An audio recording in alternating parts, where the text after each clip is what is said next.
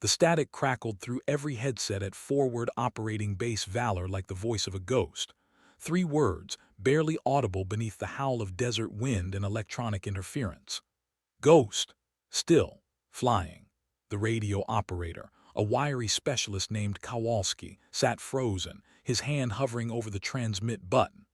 Around him, the Tactical Operations Center fell into a silence so complete that the hum of cooling fans seemed deafening.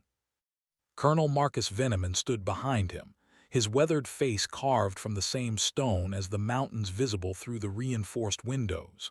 He'd written the after-action report 2 hours ago. He'd composed the notification letter. He'd personally tagged the equipment manifest for Captain Eliza, Ghost, Merrick's personal effects to be shipped stateside. The woman was dead. Her Thunderbolt II, call sign Hog 7, had gone down over the Kandahar Highlands during a close air support mission that had turned catastrophic. 2 Marine reconnaissance teams pinned down by insurgent forces in a valley the locals called the Devil's Throat.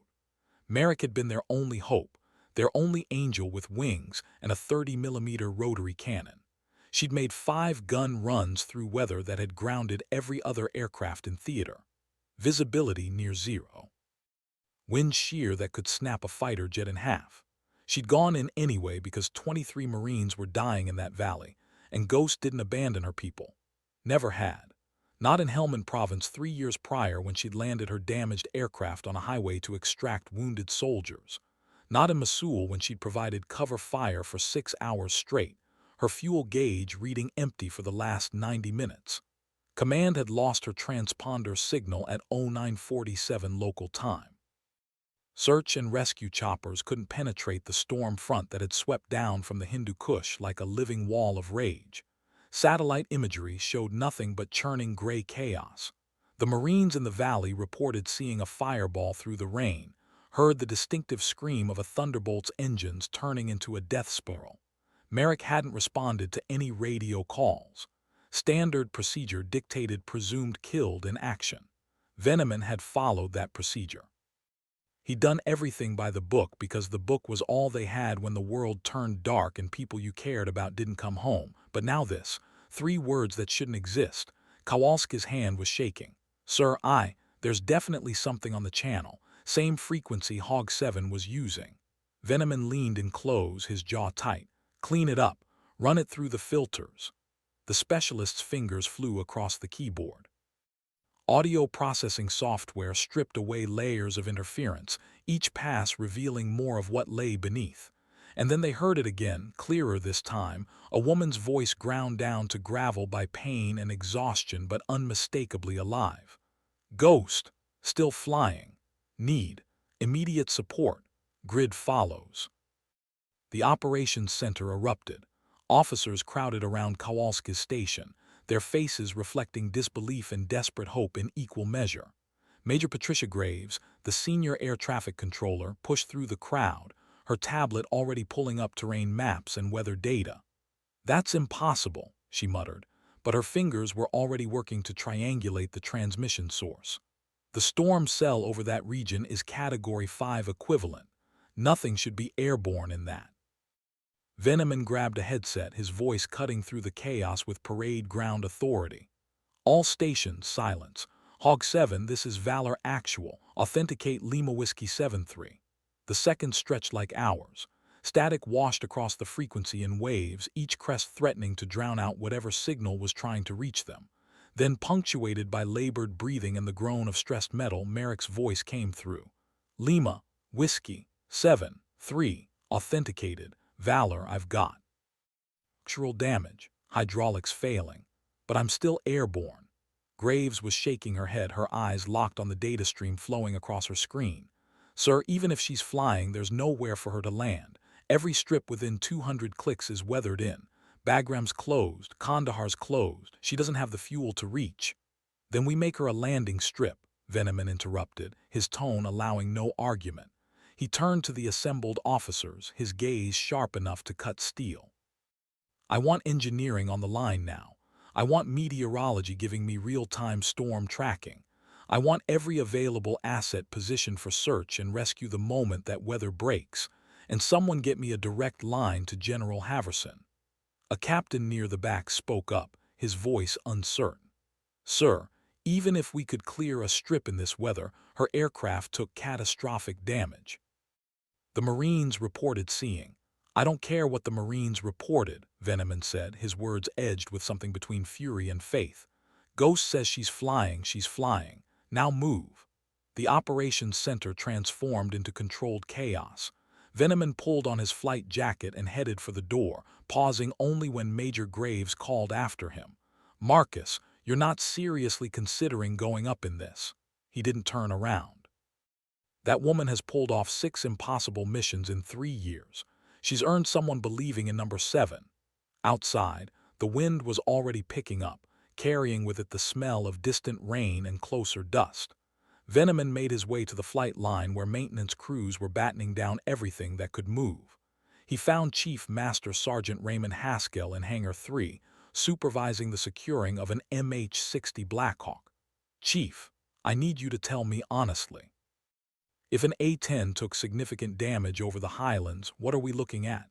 Haskell wiped grease from his hands, his expression grim. Depends on the damage, sir, but Thunderbolts are tough birds. Titanium bathtub around the cockpit, redundant systems, engines positioned to take punishment. I've seen them come back missing whole sections of wing, tail shot off, hydraulics completely gone. Had one land in Kandahar in 2012 missing half its left elevator and running on manual reversion. Pilot walked away. Who was the pilot? Veneman asked, though he already knew. Haskell's leathery face cracked into something resembling a smile. Captain Merrick, sir, before she made Ghost. That's actually how she got the call sign. Command couldn't believe she'd survived. Said she flew that crippled bird like she was already dead and didn't know it yet. The memory hung between them, heavy with implication. Veneman had been present for Merrick's debriefing after that mission, had watched her calmly describe flying an aircraft that should have been a coffin through 50 miles of contested airspace. She'd done it without bravado, without drama, simply explaining her decision tree and control inputs as if she'd been discussing a training exercise. Later, over coffee in his office, she told him the real story. How she'd thought of her younger brother, a Marine Lance Corporal who'd been killed by an IED in Fallujah. How she made a promise at his funeral that no other family would lose someone if she could prevent it. How that promise had been the only thing louder than the screaming of torn metal and failing systems. I need to know what we're dealing with if she makes it back, Veneman said, pulling himself back to the present. Haskell nodded slowly. If her hydraulics are failing, she'll be on manual reversion, direct cable control of the flight surfaces. That's like steering a truck with a bent frame using only your arms. Doable, but it'll take everything she's got. If her engines are damaged, she might be running on one, maybe with compromised thrust. The A-10 can fly on one engine, but it's marginal. Add in battle damage, weather, low fuel, and decreased visibility. He trailed off, the calculation too grim to voice. What does she need from us? Veneman pressed. A miracle, sir, but if we're providing one, here's what I recommend. Get our best approach controller on the radio with her. She'll need constant guidance, altitude, heading, airspeed, the works. Her instruments might be damaged or unreliable. We need to clear the longest, widest strip we can and line it with every light source available. In that weather, she'll be flying on instruments until she breaks through the ceiling. Then it's all visual. We should have crash crews staged, fire suppression standing by, and medical ready for immediate evacuation. Veneman was already moving, his radio keyed to the tower frequency. Graves, Veneman, I need Sergeant Lane on approach control now. Sir, Lane's off duty, bunking after a double shift. Then wake her up. Tell her Ghost is coming home. The pause that followed told Veneman that Graves understood. Technical Sergeant Rebecca Lane had trained with Merrick at Davis-Monthan Air Force Base before either had deployed. They'd flown practice intercepts together, studied together, competed for top scores in their respective specialties. Lane had been the one to recommend Merrick for the close air support certification that had defined her career. If anyone could talk a damaged A-10 through impossible weather to an emergency landing, it was Lane. 10 minutes later, Veneman stood in the tower as Lane adjusted her headset, her eyes still heavy with interrupted sleep but focused with professional intensity. Rain was beginning to pelt the windows, the leading edge of the storm system that had supposedly swallowed Merrick's aircraft. Hog 7, this is Valor Approach Control, call sign Angel. I've got you on my scope, and I'm here to bring you home. Merrick's response was immediate, stronger now, as if hearing a familiar voice had given her something to anchor to. Angel, good to hear you, thought I was, flying solo on this one. Not a chance, Ghost, never have, never will. I need you to give me your current status. Paint me a picture. The description that followed was clinical and terrifying in equal measure. Merrick's voice remained steady as she catalogued the damage, each word measured against shallow breaths that spoke to broken ribs or worse. Primary hydraulics, completely gone, lost them at 0943 during the 6th gun run. Secondary hydraulics are intermittent. I've got manual reversion on all flight controls. Left engine took shrapnel, running rough, maybe 70% thrust. Right engine's good. Vertical stabilizer has damage, unknown extent. I've got vibration above 200 knots that feels like the whole airframe wants to shake apart. In the tower, maintenance supervisors were frantically taking notes, building a mental image of what Merrick was flying. Haskell had joined them, his face growing more lined with each detail. Forward canopy has a crack, spreading from the lower left quadrant. I'm losing cabin pressure slowly. Not critical yet, but getting there. Left main landing gear indicator is dark. Don't know if it's the indicator or the gear itself. Nose gear shows green. Right main shows green. She paused, and they could hear wind screaming through an opening somewhere in the damaged aircraft. I've got holes I can see daylight through in both wings. Control surfaces are responding but sluggish. I'm fighting her for every degree of bank. Lane's voice remained calm, almost conversational, as if they were discussing weekend plans rather than a potential crash landing. Copy all, Ghost. You're doing great. Let's talk fuel. That's the fun part. I'm showing 1,200 pounds remaining, but I don't trust the gauge. I think I've got a leak somewhere aft. Could be more, could be less. 1,200 pounds. In an A-10 burning fuel fighting weather and battle damage, that was maybe 20 minutes of flight time. Maybe. Veneman made the decision instantly. All aircraft, this is Valor Actual. I'm declaring an emergency and clearing all airspace within a 50-mile radius of this base. Hog 7 has priority for all resources. Acknowledge. Confirmations rolled in from helicopter units, drone operators, and a pair of F-16s that had been holding in a safe area waiting for weather clearance. Everyone gave way. The base commander, Brigadier General James Kittredge, strode into the tower, his uniform soaked from the rain. He'd clearly run from his quarters. Someone want to tell me why we're shutting down all flight operations for a single A-10? Veneman met his gaze without flinching. Because that A-10 is piloted by the best close air support aviator in this theater, she's been flying a crippled aircraft through a storm that should have killed her, and she's not dead yet. Sir.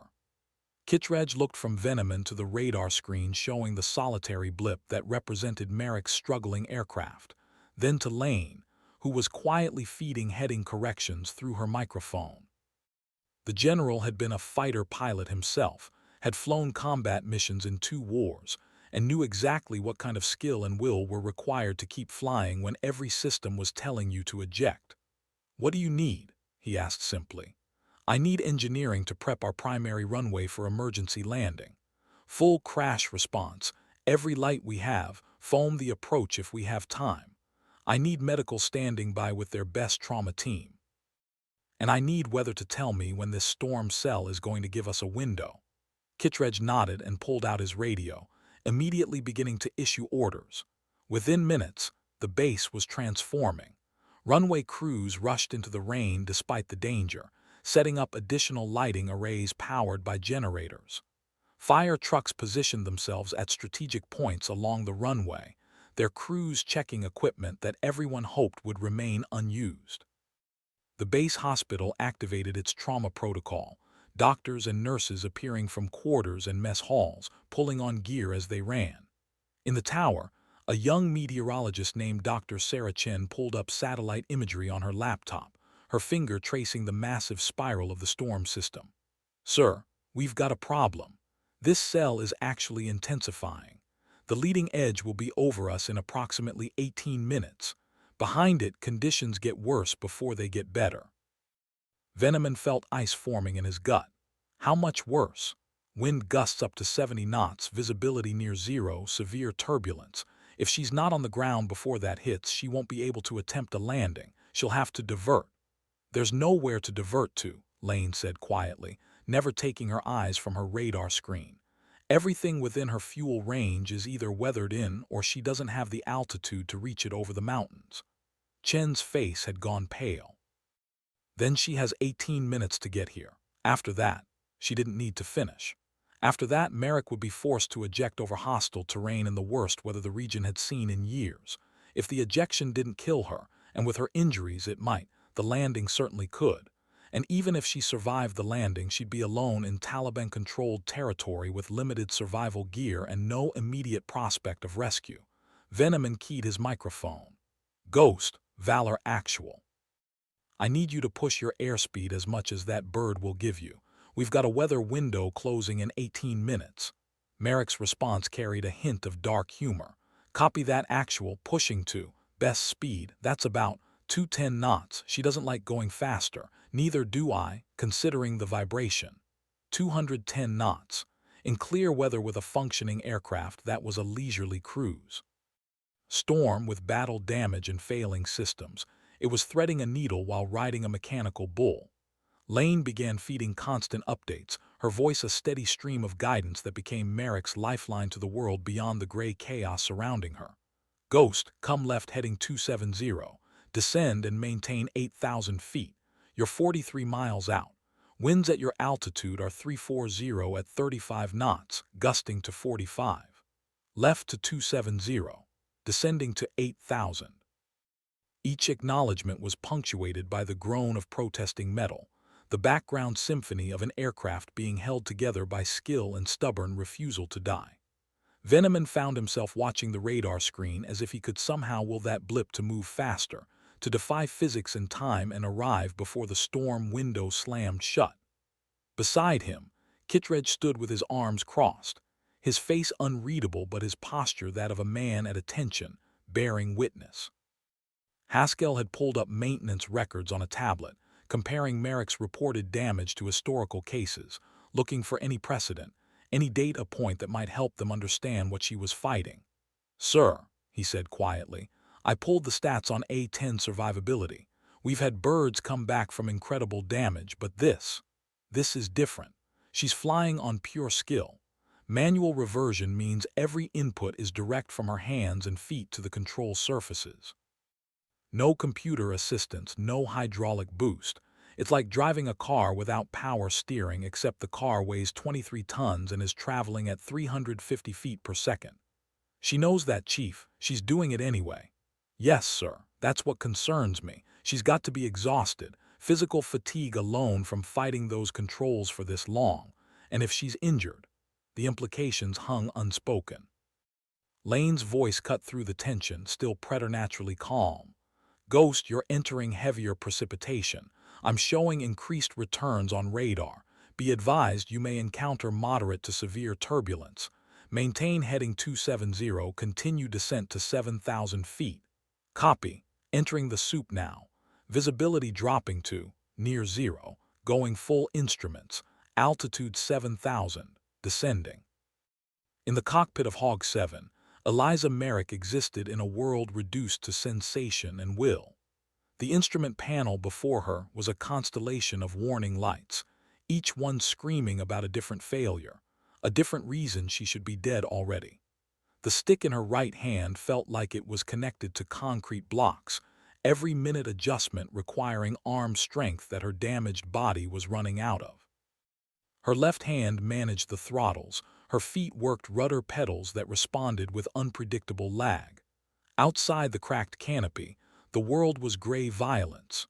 Rain hammered against the damaged airframe with enough force to sound like continuous machine gun fire. Wind grabbed at the aircraft, trying to flip it, spin it, dash it against the mountains that rose like teeth from the terrain below. She could feel each gust translated through the damaged control surfaces, every shudder a message that the aircraft was closer to breaking apart. The left side of her body screamed with pain that she'd compartmentalized into a separate room in her mind. During the sixth gun run, when she dipped low enough to put accurate fire on the enemy positions threatening the Marine reconnaissance team, an RPG had detonated close enough to send shrapnel through the lower fuselage. Some of that shrapnel had found her, punching through the titanium bathtub that was supposed to be impervious, proving that nothing was truly invincible. She didn't look at the wounds, didn't assess the damage beyond confirming she could still move, still think, still fly. That was all that mattered.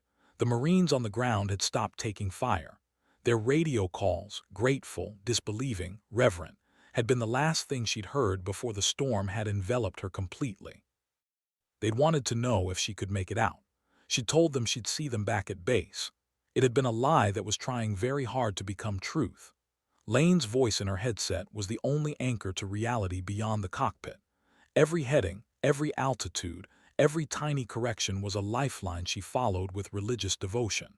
She trusted Lane completely, had trusted her since their first training flight together when Lane had talked her through an engine failure with the same unflappable calm. Ghost, you're 31 miles out. Descent looks good. Let's take it down to 6,000 feet. Be advised you're approaching the primary storm band. It's going to get rough. Copy. Descending to 6,000, already pretty rough here. Angel. Merrick allowed herself the smallest smile despite the agony it caused. Understood, but you've flown through worse. Had she? Merrick genuinely wasn't sure anymore. The mission over Mosul had been brutal, but the aircraft had been mostly intact. The highway landing in Helmand had been desperate but brief. This was something else entirely, a marathon of sustained crisis, where every second brought a new way to die, and the only thing preventing it was her refusal to let go. The turbulence hit like a physical blow. The aircraft dropped 200 feet in an instant, then was slammed upward with enough force that Merrick's helmet struck the canopy despite her harness.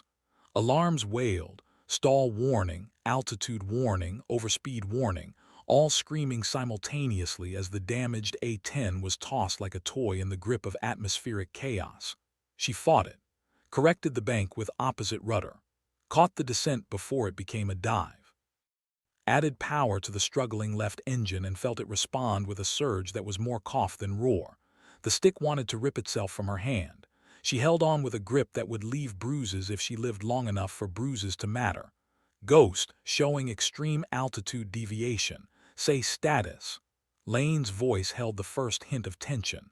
Negative control. Temporarily. Severe turbulence. Working the problem. Working the problem. It was a phrase from her training, from simulator sessions where instructors had thrown every possible emergency at her until her responses became instinctive. Except the simulators never hurt like this, never made her taste blood from biting through her lip, never filled her ears with the sound of metal tearing and rivets popping. The altimeter showed 5,800 feet. Mountains rose to 6,000 in this area. She was barely skimming over terrain she couldn't see, flying by faith and instrument indications that might be lying to her. The turbulence lessened slightly. She leveled at 6,000 feet, her breathing harsh in the oxygen mask. Angel, Ghost is stabilized. 6,000 feet, that was unpleasant. Copy, Ghost. The worst is behind you, 26 miles out. Come left heading 265. You're looking good. Good was a relative term that had lost all meaning. In the tower, Veneman watched the radar blip's erratic path straighten out, watched Merrick correct back to course with the determination of a woman who simply refused to die in these mountains. He'd pulled her personnel file, reading it for the 10th time, looking for the secret of what made someone like this. Eliza Merrick, born in Portland, Oregon, father a commercial pilot, mother a nurse. Younger brother Michael, USMC, KIA 2021. Joined the Air Force at 19, pilot training at 21, A-10 certification at 23. Distinguished Flying Cross, 2 Air Medals, Purple Heart. Commendations from ground commanders in 3 theaters of operation. The official record told one story. The unofficial one was better. Merrick had a reputation for being the pilot you wanted overhead when everything went to hell. She didn't flinch. didn't quit, didn't leave until everyone on the ground was safe or she was physically incapable of continuing. Other pilots called her Ghost not just because of that one impossible survival, but because she appeared when you needed her most, materializing from nowhere to deliver salvation with a GAU-8 Avenger cannon and enough determination to shame the gods. There were stories. Probably half of them were exaggerated, but the core truth remained. When Ghost was your air support, you were coming home. The question now was whether Ghost herself would make it. Kittredge's radio crackled. "Sir, engineering reports runway is prepped. All lighting is active, crash crews are in position. Medical has 2 trauma teams standing by.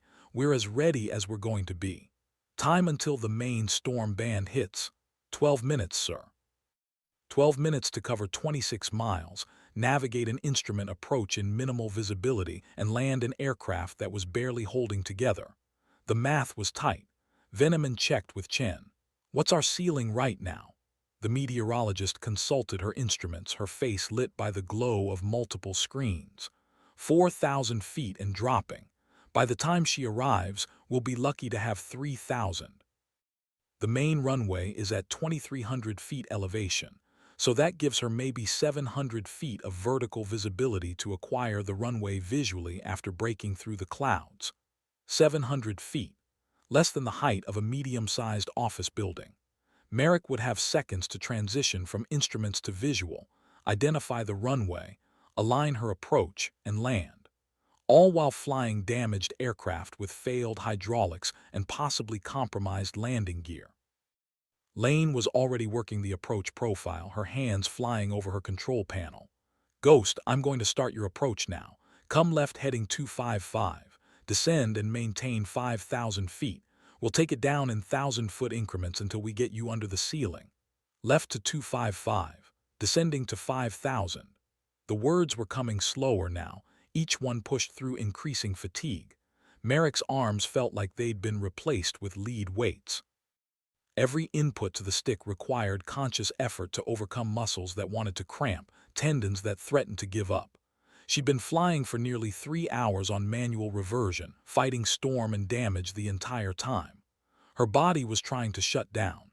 She overrode it through pure will, compartmentalizing the pain into something distant, focusing only on the immediate inputs needed to keep the aircraft flying.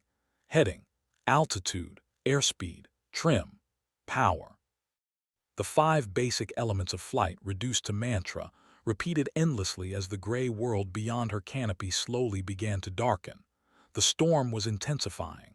She could feel it in the way the wind patterns shifted, becoming less chaotic and more consistently violent. Less like being hit by random fists and more like being caught in a hydraulic press that was slowly, inevitably crushing inward. "Ghost, 20 miles out. You're doing great. Descend to 4,000 feet. Winds at the surface are now 090 at 25 knots, gusting to 40. Runway 18 is active. You'll be landing with a direct headwind." Landing.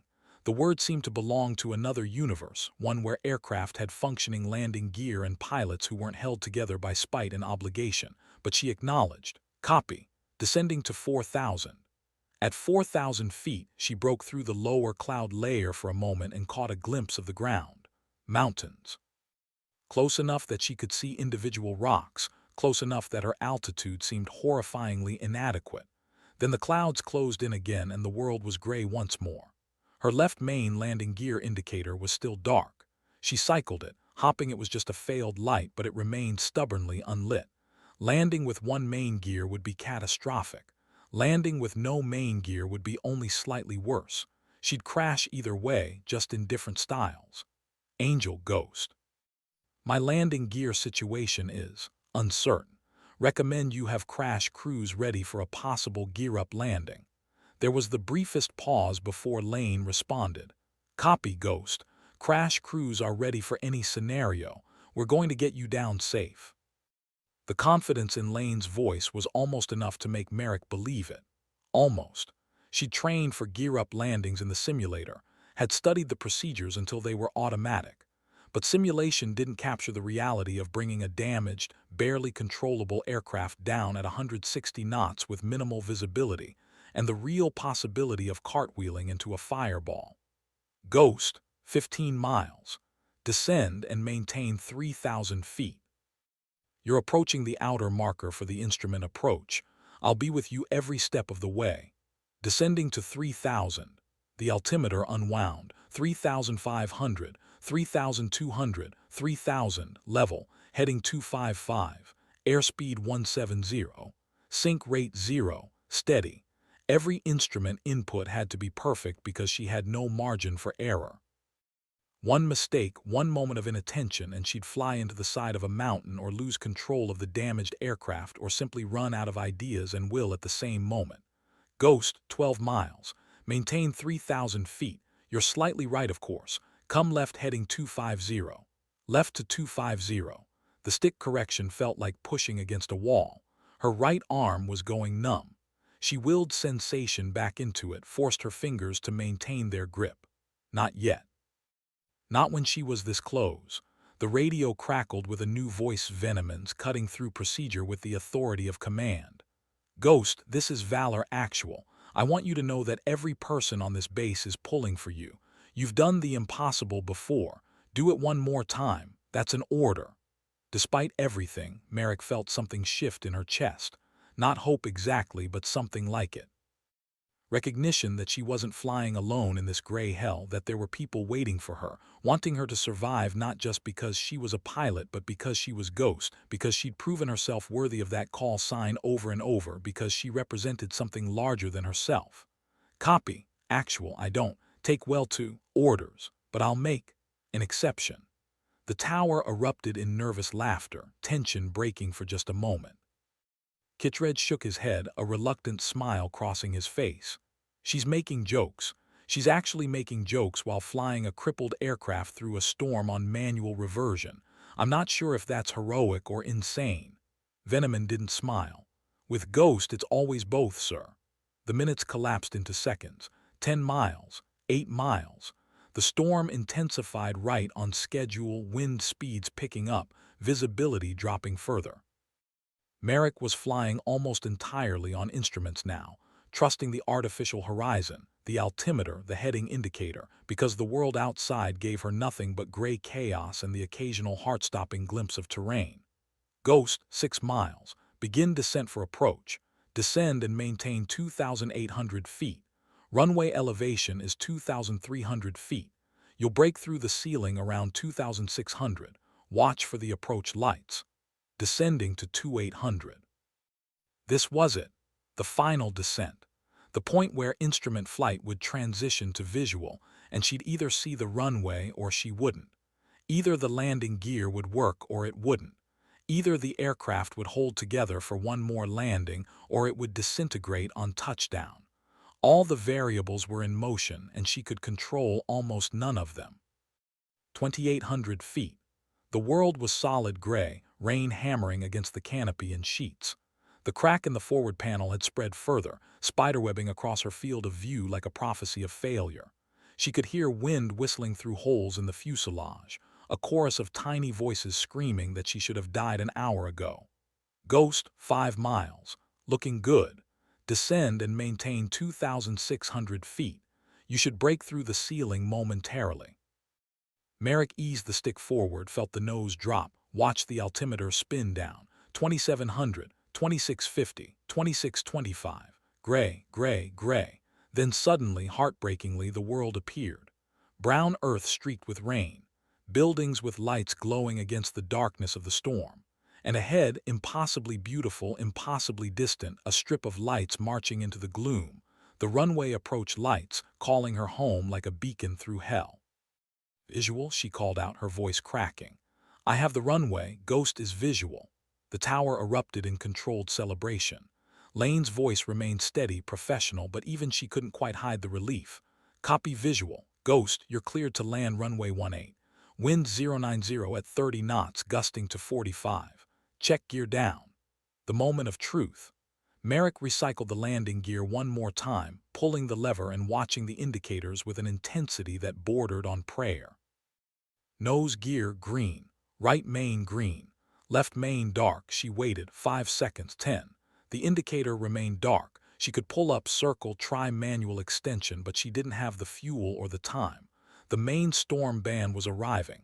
In minutes, visibility would drop to zero and she'd be forced to either attempt landing blind or eject. Neither option ended well.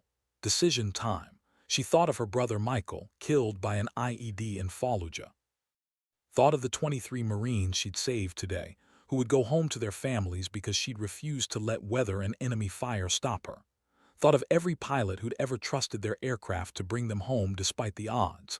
Angel Ghost, I'm committed, landing with uncertain gear. Copy Ghost, crash crews are standing by.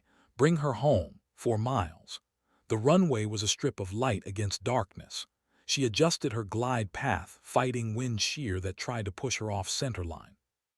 The stick was nearly immovable now, her arms burning with the sustained effort of controlling the aircraft. Airspeed 165.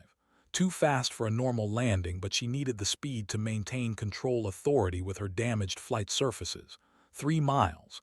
She could see the crash trucks positioned along the runway, their lights flashing red and white against the darkness. Could see the fire suppression teams ready to deploy. They were expecting a disaster. She intended to disappoint them. 2 miles. The wind gusted, shoving the aircraft sideways. She countered with rudder and aileron, felt the controls respond sluggishly, brought the aircraft back to centerline through sheer force of will, transmitted through cables and rods to control surfaces that were barely attached. 1 mile. She was over the approach lights now, committed to the landing, too low to go around. The end of the runway grew in her vision, concrete streaked with rain, painted with numbers that seemed to belong to a safe world she'd left behind hours ago. Half a mile, threshold approaching. She pulled power back on both throttles, felt the aircraft settle, and prepared for whatever was about to happen. The nose gear touched first, solid and reassuring. Then the right main gear made contact with a thump she felt through the entire airframe. And the left side. Nothing for a heartbeat that lasted forever. Then metal screamed against concrete and the aircraft lurched left, the missing or collapsed gear causing the left wing to drop. Merrick fought it instantly, adding right rudder, maintaining back pressure on the stick, keeping the nose up. The GAU-8 cannon in the nose was inches from the runway, one wrong input from digging in and cartwheeling the entire aircraft. She held the center line through muscle memory and instinct, the aircraft grinding down the runway in a shower of sparks visible even through the rain. Speed was bleeding off, 140, 120, 100. The left wing was dragging but hadn't broken off. The nose was still up. She was still in control, barely, mostly enough. 80 knots, 60, 40. The aircraft shuddered to stop 3,000 feet down the runway, tilted at an angle that would have been comical if it weren't for the smoke beginning to pour from the dragging wing. Merrick sat for a moment in the sudden quiet, the only sounds the tick of cooling metal and the hammer of rain. Her hands were still locked on the stick and throttles. She had to consciously command her fingers to release their grip. The canopy release took 3 tries. Her hands were shaking too badly to grip it properly. Then it was open and the storm was pouring in, rain soaking her immediately, and she didn't care because it was the most beautiful thing she'd ever felt. Hands reached in to help her out. Medical personnel, their faces urgent and professional, helping her extract herself from the seat she'd occupied for an eternity. Her legs wouldn't quite hold her weight. Someone caught her, eased her down to a sitting position on the rain-soaked wing. A medic was already assessing her injuries, talking to her, but she couldn't quite hear the words over the ringing in her ears. She looked up at the destroyed aircraft behind her. Holes in both wings. Vertical stabilizer bent at an angle that should have made flight impossible. Hydraulic fluid and fuel leaking from a dozen punctures. The left main landing gear was completely sheared off, the strut torn away at some point during the landing. The titanium bathtub around the cockpit was scarred with shrapnel impacts. It was, objectively, a miracle that anything was still connected to anything else. "Ma'am, we need to get you to medical." The medic's voice finally penetrated. Merrick nodded, let them load her onto a stretcher. As they wheeled her toward the waiting ambulance, she saw the entire tower personnel standing in the rain, watching. Watching her. Veneman was there, Kittredge beside him, Lane having run down from the tower. They weren't saluting, weren't cheering, just standing witness to something they'd never forget. She raised one hand, a small gesture, acknowledgement that she'd kept her promise to come home. Then the ambulance doors closed and the world became white lights and medical equipment and voices asking her questions she tried to answer. The base hospital's trauma bay was organized chaos. Doctors cut away her flight suit, exposing injuries she'd been flying with for hours. 3 broken ribs, shrapnel wounds along her left side, some deep enough to require immediate surgery, severe bruising across her torso from the harness, lacerations on both arms, second-degree burns on her left hand from exposure to hydraulic fluid leaking into the cockpit. The attending physician, Major David Kwan, worked with practiced efficiency while maintaining a running commentary that kept Merrick focused and calm. "You're going to be fine, Captain. Nothing here we can't fix, but I have to ask, how long were you flying with these injuries?" 3 hours. Her voice was hoarse from dehydration and shouting over engine noise. "Maybe closer to 4. Kwan paused, meeting her eyes with an expression caught between disbelief and respect.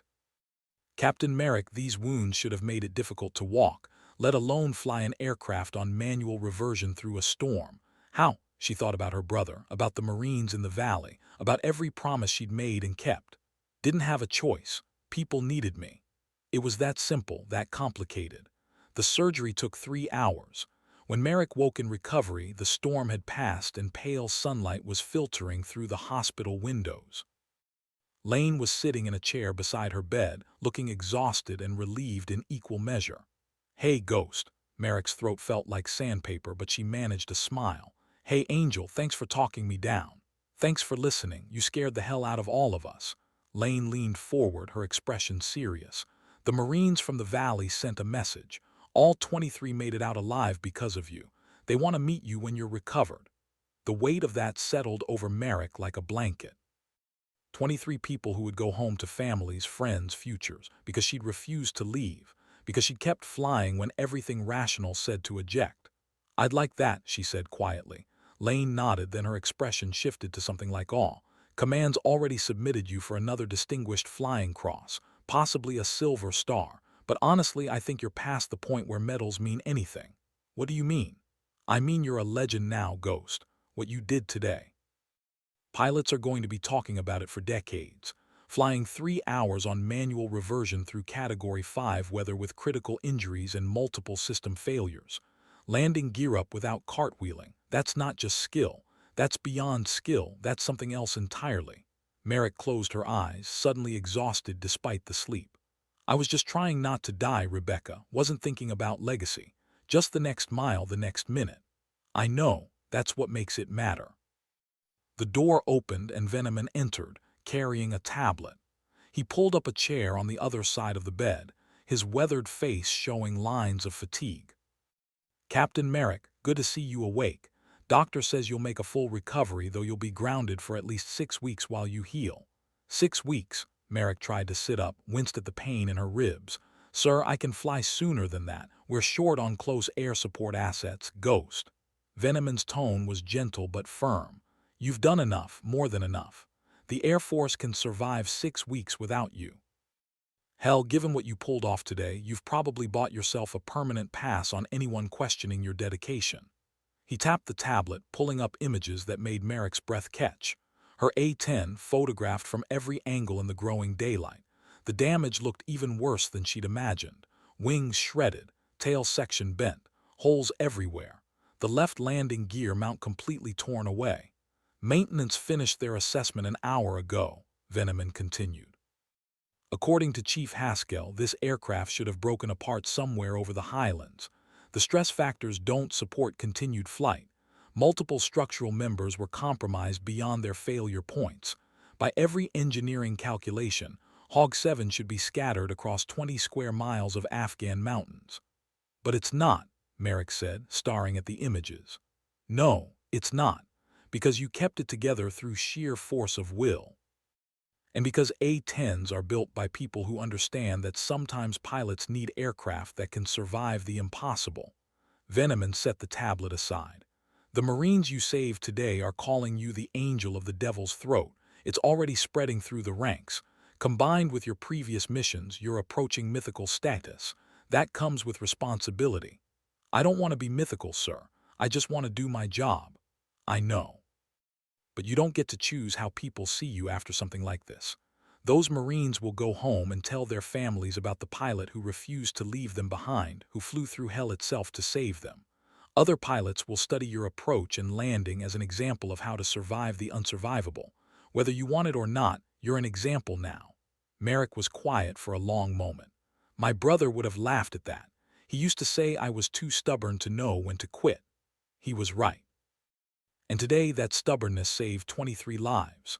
Veneman stood, his hand briefly touching her shoulder. Rest, Captain. That's an order you're actually going to follow this time. We'll talk about what comes next when you're healed. After he left, Merrick lay in the quiet of the recovery room, listening to the muted sounds of the hospital around her. Through the window, she could see aircraft on the flight line, maintenance crews working, the normal rhythm of military life continuing. Somewhere out there, Hawk 7 was being evaluated by engineers who were probably still trying to figure out how it had stayed airborne. Somewhere in the base, 23 Marines were alive because she'd made a choice 3 hours into a mission that should have ended with her death. She thought about call signs, about earning the name Ghost. The story that gave her that name, the highway landing in Helmand, had been about survival against odds. But maybe that wasn't really what defined the call sign. Maybe Ghost wasn't about surviving the impossible. Maybe it was about appearing when you were needed most, about being the pilot who showed up even when showing up seemed like a death sentence, about refusing to abandon people who were counting on you. If that was what it meant to be Ghost, then today she'd earned the name all over again. She closed her eyes, letting exhaustion pull her down into sleep. But before she went under, she made herself a new promise.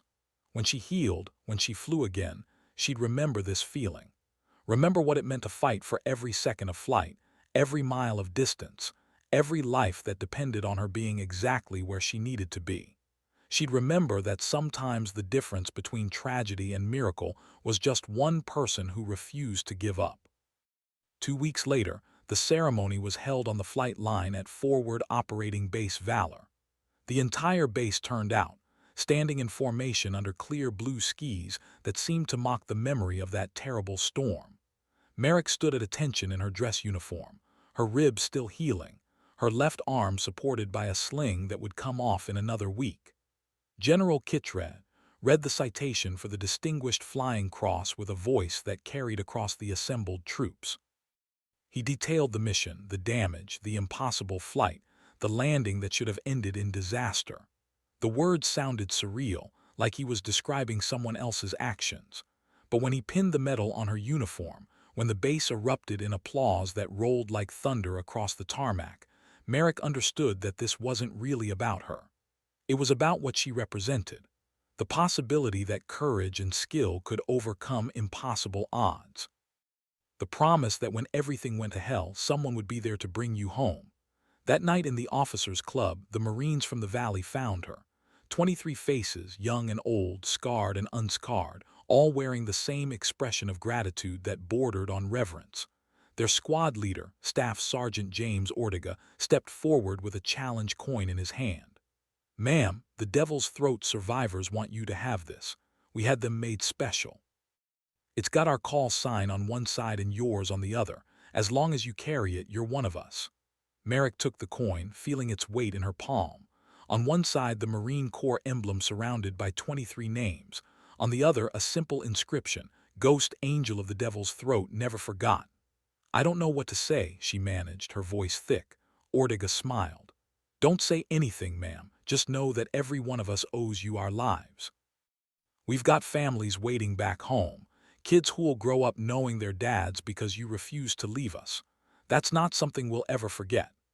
They stood there for a moment, these 23 Marines and one Air Force pilot, connected by a day in the Devil's Throat when death had seemed certain until a crippled had emerged from the storm like an angel with wings of titanium and guns of thunder. The weeks turned into months. Merrick returned to flight status, took new missions, continued the work that defined her. But something had changed. Not in how she flew, she was still the same precise, dedicated pilot she'd always been, but in how others saw her. Young pilots asked her advice with a deference that bordered on hero worship. Ground commanders specifically requested her for close air support missions. Other branches of service started using her call sign as shorthand for excellence in aviation. The mythologizing that Veneman had predicted became reality. At Davis-Monthan Air Force Base, instructors used her approach and landing as a case study in how to handle multiple system failures. Aviation magazines wrote articles analyzing her decision-making under pressure. A documentary crew requested interviews, wanting to tell the story of the pilot who'd refused to die. Merrick declined most of it. She gave one interview to an Air Force publication because she was ordered to, but she kept it focused on the aircraft and the team, deflecting credit at every opportunity. She didn't want to be a symbol. She wanted to fly. But the legend of Ghost continued to grow beyond her control. Pilots in training adopted "What would Ghost do?" as a mantra when facing difficult scenarios. Maintenance crews worked extra hours to keep aircraft in perfect condition, not wanting to be responsible for putting Ghost in an aircraft that wasn't mission-capable. The Marines from the Devil's Throat showed up at her change of command ceremony when she was promoted to major and given command of her own A-10 squadron. They stood at the back in their dress blues, silent witnesses to the next chapter of her career. After the ceremony, Ortega approached her again. "Ma'am, sorry, Major Merrick, I wanted you to know. My daughter was born 3 months ago, named her Eliza after you, hope that's okay." Merrick felt something break open in her chest, a dam of emotion she'd been holding back since that day in the storm. That's more than okay, Sergeant. That's an honor I don't deserve but will treasure anyway." "You deserve it, ma'am. My daughter exists because you didn't quit. That's legacy right there." Legacy. The word followed her through her career. Through promotion to lieutenant colonel and command of an entire wing, through combat deployments in 3 additional theaters, through 15 more years of service that saw her accumulate more decorations, more rescues, more moments when she appeared from nowhere to pull friendly forces out of impossible situations. The call sign stuck. Ghost, always Ghost, until it transcended being just her personal identifier and became something larger, a promise, a standard.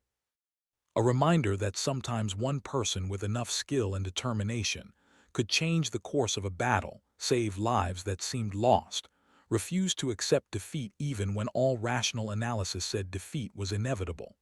When she finally retired after 25 years of service, the ceremony was held at Forward Operating Base Valor, now renamed and expanded but still recognizable. They'd preserved Hog 7, the aircraft she'd flown through the storm.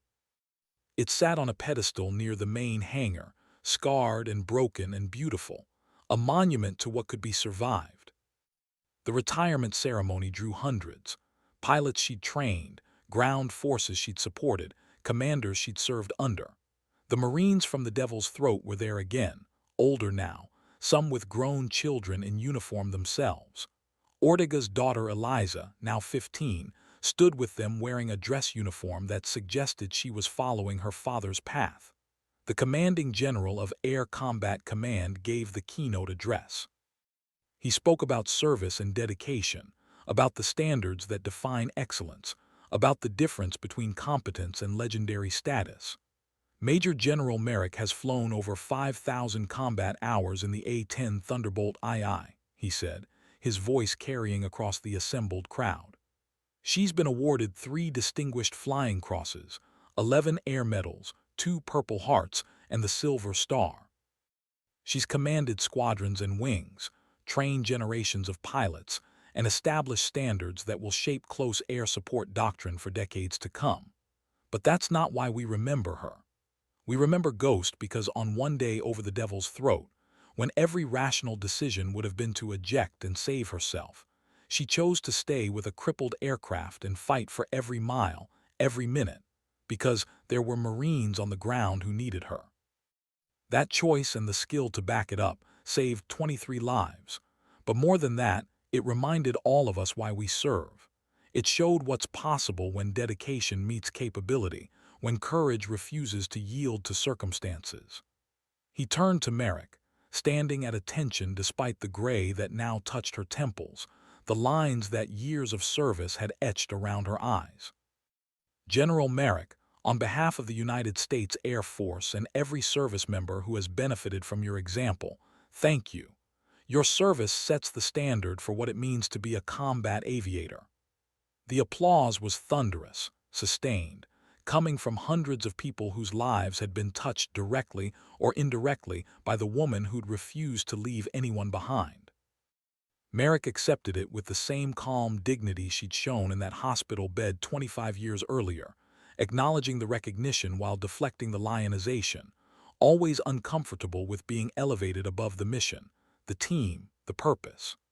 After the ceremony, after the reception and the speeches and the formal goodbyes, she found herself alone at the monument to Hog 7. The sun was setting, painting the scarred aircraft in shades of gold and amber. She ran her hand along the damaged wing, feeling the patches where shrapnel had torn through aluminum and composite materials. "Still can't believe you held together," she said quietly to the aircraft. "I was asking a lot that day. You were worth it." Merrick turned to find Chief Master Sergeant Haskell, now retired himself, standing behind her. He'd aged well, his face still carrying the weathered competence of a man who'd spent decades keeping aircraft flying. "Chief, didn't know you'd be here. Miss it. Besides, I wanted to see this bird one more time. Still the most impossible survival I've ever seen in 30 years of maintenance." Haskell joined her beside the aircraft.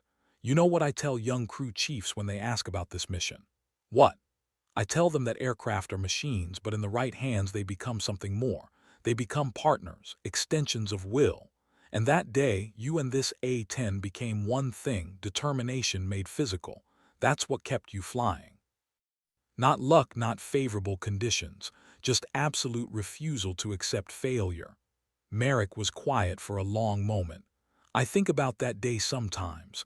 Wonder if I made the right call, if I should have ejected, let someone else handle the rescue." "You know the answer to that," Haskell said gently. "Those Marines wouldn't have survived if you'd ejected. The weather was too bad for anyone else to get in. You were their only chance and you took it knowing you might not make it out. That's not recklessness. That's the definition of courage, choosing to act despite fear, despite the odds, because the alternative is unacceptable." He tapped the fuselage of the preserved aircraft. "This bird became a part of your legend, but the legend was always you. The aircraft just gave you the tools to express what you already were, someone who doesn't quit, someone who shows up, Ghost." They stood together as the sun set, two veterans saying goodbye to a machine that had become so much more. Then Haskell saluted, an unnecessary gesture between retired personnel but offered with a reverence that made it appropriate. Merrick returned it. "Take care of yourself, Chief. You too, General, and enjoy retirement. God knows you've earned it." After he left, Merrick stood alone a while longer. Around her, the base was settling into its evening routine. Aircraft returning from missions, their engines cutting the twilight with purposeful sound. Ground crews preparing for the night watch. The steady rhythm of military life that had been her entire adult existence.